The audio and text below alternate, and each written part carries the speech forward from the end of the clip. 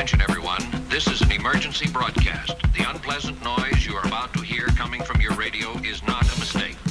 Please do not turn off your radio, but turn up the volume on your receiver as high as it can go, so that you can make the sound we broadcast as loud as possible.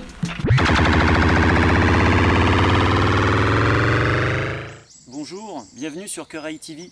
Aujourd'hui, je vais vous faire la review d'un produit que j'ai trouvé particulièrement innovant, la Sniper Smoke Special Force Génération 3 de chez Sabre, avec le camouflage Paint Coat Green Zone High Definition. Le camouflage que je vous présente aujourd'hui, c'est le Paint Coat Green Zone de la firme High Definition. Le principal tour de force qu'on aura sur le Paint Coat, c'est que même si le procédé utilisé c'est du pixel, les pixels sont orientés de façon à faire des grandes taches de loin. C'est-à-dire que ce camouflage va pouvoir fonctionner de près comme de loin, sans avoir l'inconvénient de la tache uniforme qu'on aura sur des pixelisés conventionnels ou sur du multicam.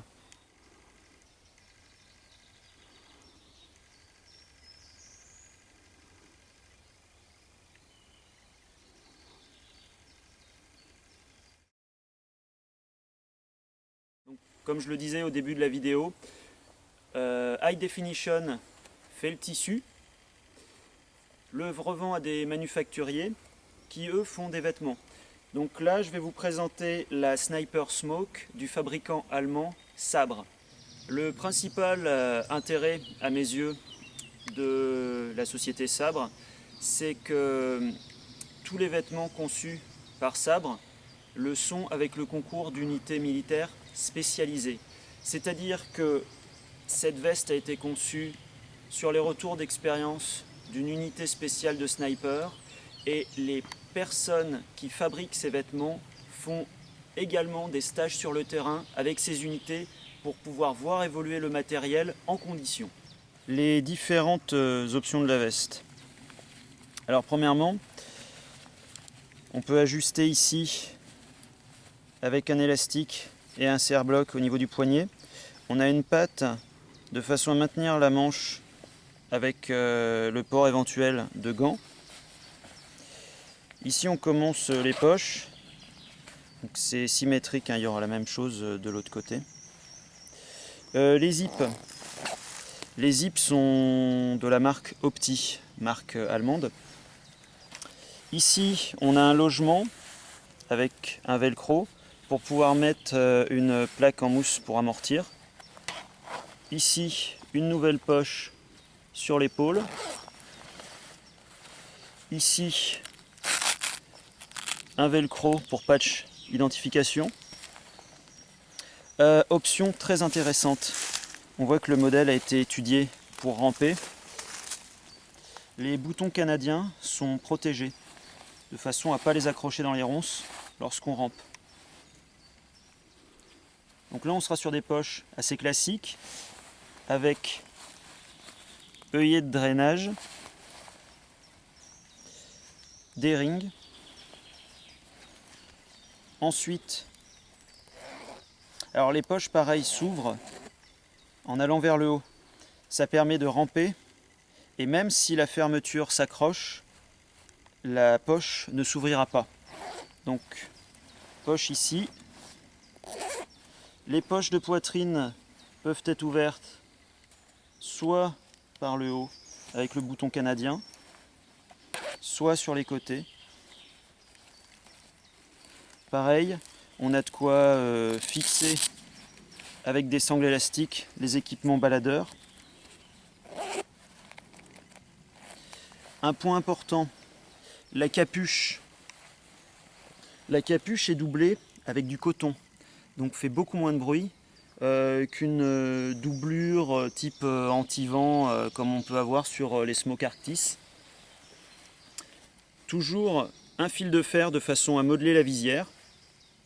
Pour finir la capuche donc comporte un velcro de fermeture, un ajustage par serre-bloc et un deuxième ajustage à l'arrière pour que la capuche soit bien maintenue autour du crâne avec un nouveau serre-bloc avec un élastique. Détail important sur la capuche, ce sera probablement pas très visible à la caméra. Il y a des passants à intervalles réguliers. Alors c'est pareil, ces passants ont un sens, c'est-à-dire qu'ils seront difficiles à accrocher même en rampant. Même ça a été prévu. Donc des passants pour fixer de la végétation sur la capuche. On en trouvera également au niveau des épaules. Le zip principal est un zip toujours de la marque Opti. On a un deuxième zip qui sert à fixer une doublure. On n'a pas pu tester cette doublure pour la simple et bonne raison que ce modèle est encore un modèle de pré-série. Ça, c'est relativement intéressant, c'est ce qu'on appelle une queue de castor. C'est-à-dire que cette partie va venir se mettre en passant entre les jambes, se prendre ici sur ce bouton canadien et sur celui-ci, de façon à ce que la smoke, lorsqu'on rampe, ne remonte pas de cette manière et reste toujours bien ajustée sur l'opérateur.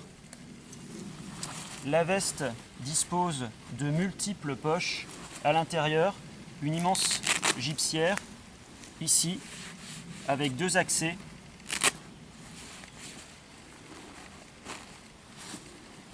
plusieurs poches dans les doublures, ici, ici, le détail du soufflet pour la ventilation sous les bras avec le filet. Le filet est vraiment de bonne facture, très robuste.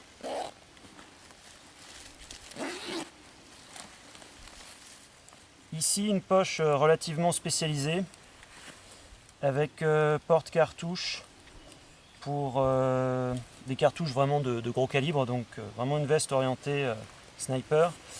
Le bord de cette poche est muni d'un fil de fer de façon à avoir une saisie très rapide de la cartouche sur le terrain. La poche est vraiment doublée de façon à ce que le bout des cartouches ne puisse pas abîmer le tissu et comporte un fastex de façon vraiment à avoir une bonne tenue au niveau de cette poche qui va quand même transporter quelque chose de relativement lourd. Donc cette poche sera du côté gauche de la gipsière qu'on retrouvera dans le bas du dos et on a exactement la même poche côté droit. Donc c'est vraiment l'intérêt, je trouve, de cette veste, c'est qu'on a une relative symétrie qui permet vraiment de se retrouver très très vite. Si besoin est, cette poche dispose d'un velcro de façon à ce que l'approvisionnement en cartouches soit le plus rapide possible une fois que le fil de fer est mis en place. Voilà, on a vraiment un accès très rapide aux munitions. Pareil, pour éviter de faire balloter le fastex, il est muni d'un velcro et il peut être vraiment plaqué au bas de la poche de façon à faire le moins de bruit possible. Ensuite, on aura la traditionnelle poche gipsière extérieure qu'on retrouve sur la plupart des vestes sniper et des vestes guérilla, à ceci près que celle-ci dispose d'une séparation au milieu de la poche à l'aide d'un velcro et de plusieurs passants des rings. Le bas de la poche est aussi doublé et on retrouve, comme sur les autres poches, les œillets de drainage. Pour finir, une collaboration donc fructueuse entre High Definition, Angleterre, qui fait fabriquer ces tissus une fois le camouflage mis au point par un contractant de l'armée US et qui livre son tissu à un manufacturier allemand. Donc ce concours de compétences va arriver à donner ce genre de produit.